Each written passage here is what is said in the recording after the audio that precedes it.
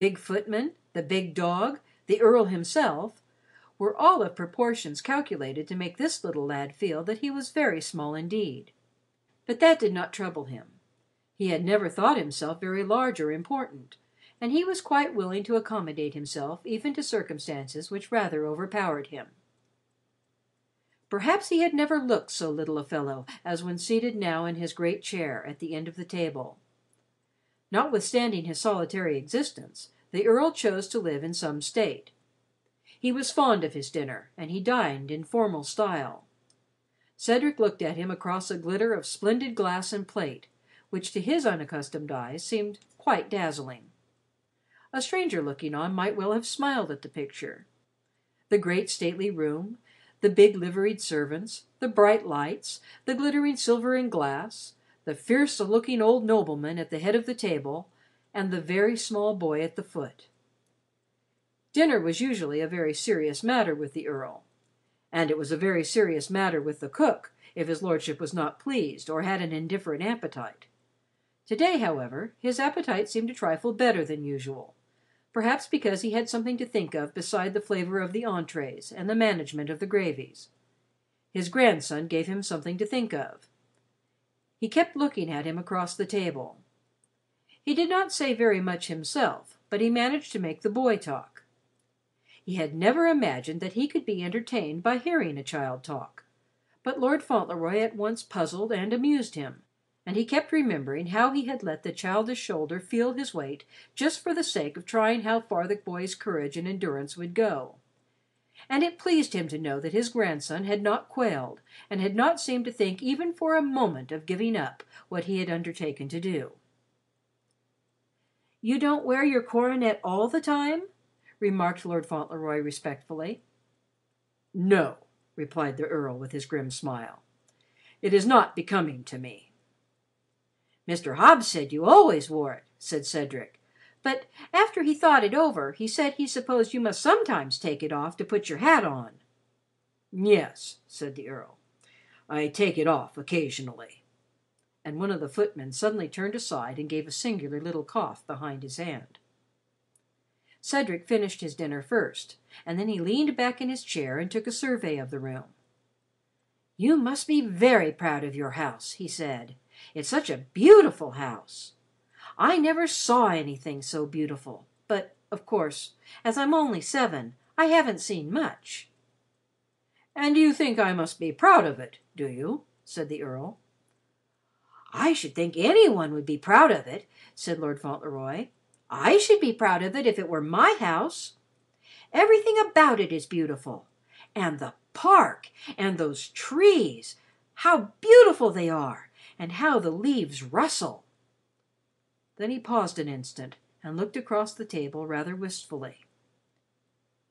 "It's a very big house for just 2 people to live in, isn't it?" he said. "It's quite large enough for 2," answered the Earl.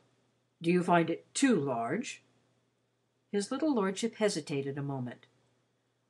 "I was only thinking," he said, "that if 2 people lived in it who were not very good companions, they might feel lonely sometimes." "Do you think I shall make a good companion?" inquired the Earl. "Yes," replied Cedric, "I think you will. Mr. Hobbs and I were great friends. He was the best friend I had, except Dearest." The Earl made a quick movement of his bushy eyebrows. "Who is Dearest?" "She is my mother," said Lord Fauntleroy in a rather low, quiet little voice. Perhaps he was a trifle tired, as his bedtime was nearing, and perhaps after the excitement of the last few days it was natural he should be tired. So perhaps, too, the feeling of weariness brought to him a vague sense of loneliness in the remembrance that to-night he was not to sleep at home, watched over by the loving eyes of that best friend of his. They had always been best friends, this boy and his young mother. He could not help thinking of her, and the more he thought of her, the less he was inclined to talk. And by the time dinner was at an end, the Earl saw that there was a faint shadow on his face. But Cedric bore himself with excellent courage, and when they went back to the library, though the tall footman walked on one side of his master, the Earl's hand rested on his grandson's shoulder, though not so heavily as before. When the footman left them alone, Cedric sat down upon the hearthrug near Dougal. For a few minutes he stroked the dog's ears in silence and looked at the fire. The Earl watched him. The boy's eyes looked wistful and thoughtful, and once or twice he gave a little sigh. The Earl sat still and kept his eyes fixed on his grandson.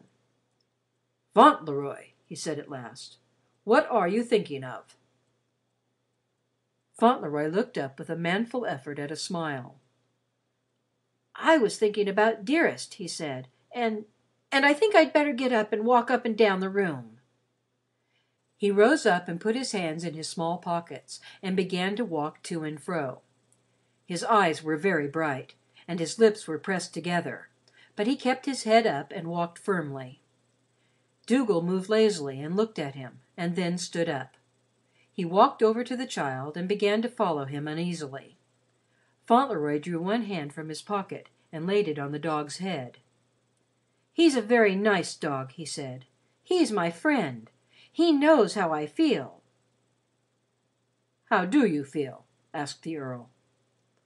It disturbed him to see the struggle the little fellow was having with his first feelings of homesickness, but it pleased him to see that he was making so brave an effort to bear it well. He liked this childish courage. "Come here," he said. Fauntleroy went to him. "I was never away from my own house before," said the boy, with a troubled look in his brown eyes. "It makes a person feel a strange feeling when he has to stay all night in another person's castle instead of in his own house. But Dearest is not very far away from me. She told me to remember that, and I'm 7, and I can look at the picture she gave me." He put his hand in his pocket and brought out a small violet velvet-covered case. "This is it," he said. "You see, you press this spring, and it opens, and she is in there." He had come close to the Earl's chair, and, as he drew forth the little case, he leaned against the arm of it, and against the old man's arm, too, as confidingly as if children had always leaned there. "There she is," he said, as the case opened, and he looked up with a smile. The Earl knitted his brows. He did not wish to see the picture, but he looked at it in spite of himself, and there looked up at him from it such a pretty young face, a face so like the child's at his side, that it quite startled him. "I suppose you think you are very fond of her," he said. "Yes," answered Lord Fauntleroy in a gentle tone, and with simple directness. "I do think so, and I think it's true. You see, Mr. Hobbs was my friend, and Dick and Bridget and Mary and Michael, they were my friends too, but Dearest, well, she is my close friend, and we always tell each other everything. My father left her to me to take care of, and when I am a man, I am going to work and earn money for her." "What do you think of doing?" inquired his grandfather. His young lordship slipped down upon the hearthrug, and sat there with the picture still in his hand. He seemed to be reflecting seriously before he answered.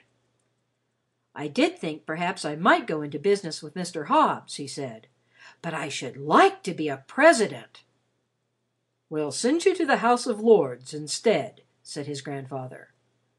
"Well," remarked Lord Fauntleroy, "if I couldn't be a president, and if that's a good business, I shouldn't mind.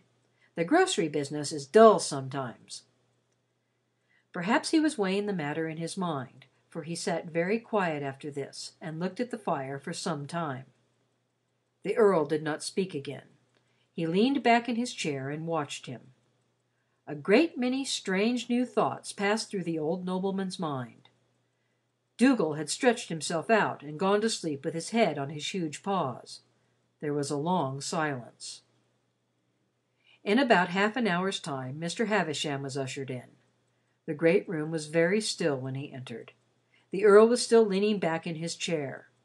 He moved as Mr. Havisham approached, and held up his hand in a gesture of warning. It seemed as if he had scarcely intended to make the gesture, as if it were almost involuntary. Dougal was still asleep, and close beside the great dog, sleeping also, with his curly head upon his arm, lay little Lord Fauntleroy.